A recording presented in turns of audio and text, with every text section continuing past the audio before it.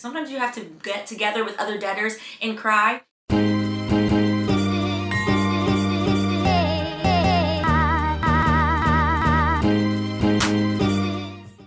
Welcome back to Wine and Chill. I'm Stephanie, your favorite recovering lawyer, and once a month, every month, we discuss what the heck is going on in higher education and specifically student loans. How far I'm coming along on my journey to pay off my six-figure student loans, mostly from law school. All right, Happy New Year. I feel like for the whole month of January, you can say Happy New Year. And we have done 3 live streams on the channel this month already, but this will be the first recorded video. So Happy New Year to y'all. How is your January going? How is 2024 off? How's it starting?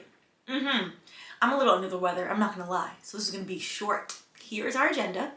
Everything is always retroactive, so this will be what I paid in December. Then we are going to talk about the Bipartisan Workforce Pell Act and why this bipartisan effort looks good on its face, but when you start reading the nitty-gritty of the bill, there are some issues.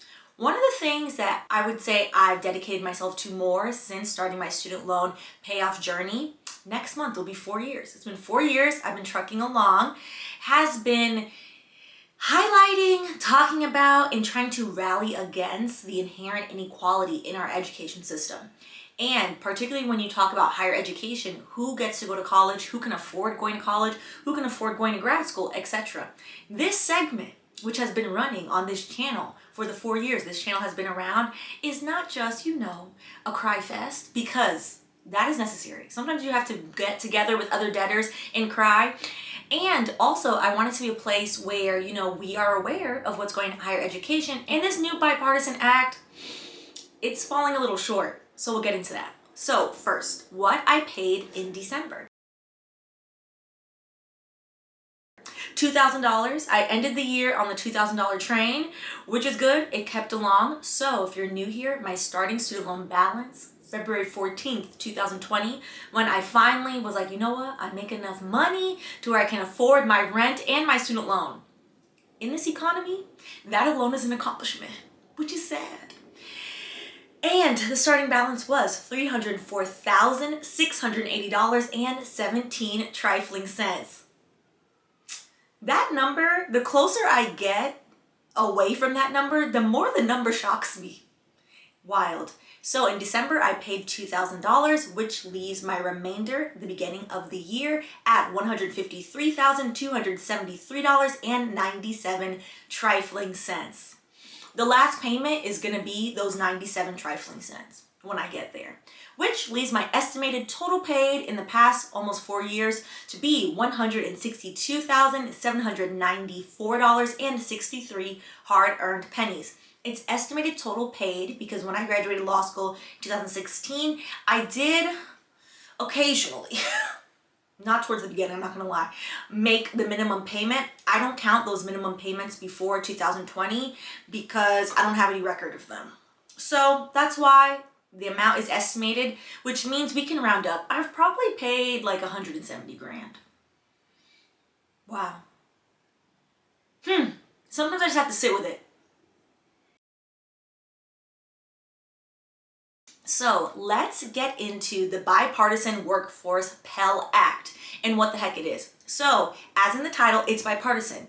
It is both of our majority parties, the Democrats and the Republicans, championing this new bill. The new bill, the good parts of it are, it is going to expand who is able to get a Pell Grant. A Pell Grant is given to students that show financial need, and it's a grant, so it's not a loan. You don't repay it. I received a Pell Grant all 4 years of my undergrad. They generally give Pell Grants for undergraduate degrees. They are now going to expand the Pell Grant to give it to students who are attending trade schools, which one of my little brothers is in a trade school. Shout out to him. Very proud of him. And that is great. That's wonderful. It should be for more people because an educated society is a society where people can make informed decisions and use critical thinking skills. Great. Wonderful. The negatives of this act are, however, unfortunately, snuck into the middle of the act. It's always in the middle because, these acts tends to be very verbose, very long. In the middle of this act is language that states that certain universities, mostly the elite universities that have endowments above a certain percentage, they will no longer be allowed to accept any federal student loan money. Now, as somebody who has been bamboozled, duped, and led astray by our student loan system, $75,000 of the money I owe is money I did not borrow. There's something to be said about schools such as Harvard, Yale, Princeton, according to this bill, not being allowed to accept students that would require not only financial aid, but specifically federal student loans. That is going to widen the lack of diversity that already exists in these schools. Because mostly, if we talk about the racial wealth gap in the United States, you see who is affected. Things like this, on its face, the intention of the drafters was, well, these schools have hundreds of millions of dollars, if not billions of dollars, actually most of them have billions of dollars worth of an endowment. They should use that endowment to make the school more affordable. They do not care to use their endowment to make the school more affordable.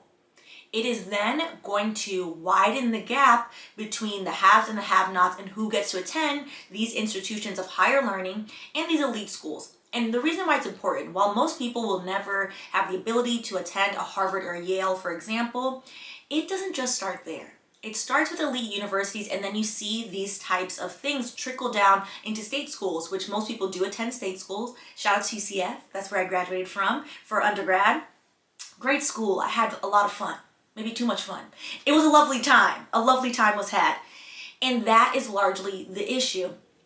That you see now, according to Inside Higher Ed publication, you see a lot of proponents of higher education for everybody stating this is a problem, this should not be allowed, because one of the things that was pointed out by the Financial Diet, Chelsea, that's who runs it, Chelsea from the Financial Diet, highly recommend. I've been watching that channel for years now. She talks a lot about higher education, who gets access to higher education. Higher education, particularly having a college degree, is sometimes now the bare minimum for you to even get an entry-level job. If we're now restricting people, then you have less people having access to change their circumstances. Also, these elite universities serve as a way to stamp somebody and to signify that you're learned, you're smart, and you're capable. Even though, and I've said this many times, America's favorite C student, George W. Bush, went to Yale. Because, you know, his father went to Yale, his grandfather went to Yale, and obviously they had considerable funds to send him and to donate to the university. The average person, me and you, that's not going to happen. And what happens, according to the Financial Diet, I thought it was really interesting when she pointed this out, you have some students who have the means but not the mind that get into these schools, and now there's a signifier of, yes, I'm wealthy and I'm smart because I've gone to this elite institution, whether or not they've actually earned their way into the elite institution, which we talked about last month in talking about the need to get rid of legacy admissions. So I'll be watching the bill. Honestly and truly, I hope they keep the expansion of the Pell Grant in there.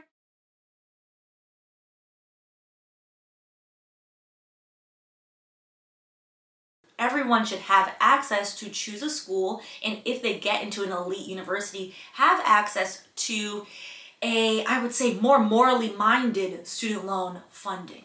Because our current student loan, there's no need for these schools to cost the price that they do, and that is a connected conversation, to be honest. That we really should have equal education, equal access education for everyone, and a lot of these schools are cost prohibitive. So the only way that a middle class student is even able to afford a Harvard, a Yale, is through student loans. Problems, conundrums. And I told y'all it would be quick, and we were very quick today. So I can go back and, hopefully lay in my bed and get rid of this fever. Well, actually, no, I have a few meetings. But on that note, this segment of Student Loan Payoff has been running, I can't believe it now, for almost 4 years. For 4 years. Yeah, the channel is almost 4 years old. It'll be 4 years old in August. So if you have any suggestions or any cases that you want to cover for our other series, which is Lawyer Reacts, that one is the one that I would say usually gets the views, gets the people going. Let me know, leave them in the comments, and I will add those to our list. My goal this year is to get back to our weekly live stream. Out of the 4 weeks so far in this month, we've had 3 live streams. I only missed one. It wasn't a good topic to cover. So for the most part, we've been covering everything, which is great. So you can always leave it in the comment, anything that you'd like to see. Also, if you're on Patreon, you can always put that in the Discord. And on Instagram, once a week, usually on Wednesdays, I post a little question, post it, and allow people to leave suggestions as well. So I hope you are keeping warm. If you're in New York, you are not, unfortunately. It is cold. It is cold, and also shout out to those of us that live in these old buildings that have temperamental heating systems. Because mine is on right now, thank goodness. It wasn't on last night, and that's probably why I have a fever. Yeah. But I'll be here worrying about my student loans and being grateful that somehow, through a miracle and some hard work, I can afford the student loan and the rent. Side note, we shouldn't want to live in a country that, where that's an accomplishment and something to cheer. But that is a conversation for another video. All right, I appreciate y'all, and I'll catch y'all in the next video.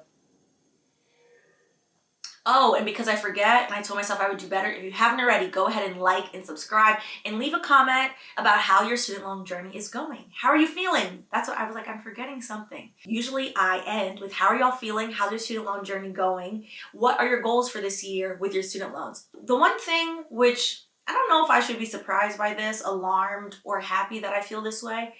My student loan, even though I'm at $153,273.97 trifling cents still owed, this feels much more manageable, to be honest. It feels much more manageable for a few reasons, and the biggest reason is when I left my job as a lawyer in tech, my base salary, so this is before bonus, before any stock options I got, was $165K. This is the first time now where I'm like, okay, I can see the path out. Because remember, I started with a house. Well, what used to be a house? Because a house used to cost around $300,000. Now, yeah. Also, we should probably talk about that. The cost of living is out of hand. But on my end, I kind of now am seeing, maybe this will take a year or two, depending on, how I keep trucking along, how this goes. But I'm seeing the light at the end of the tunnel. And I'm trying to keep that hope throughout the rest of the year and start to make, last year, my goal halfway through the year was, okay, I'm going to keep up with at least $2,000 payments. My goal this year is to up that to at least $5,000. And that's what I was paying when I worked in corporate. So wish me well, wish yourself well, and let's see. Because I would like to get to the 97 trifling cents, and that's it, before the year ends. That's my big goal. I want to be done with this. I'm over it. And I'm kind of like, you know what? I think maybe it'll happen. All right. On that note, I'll catch y'all later.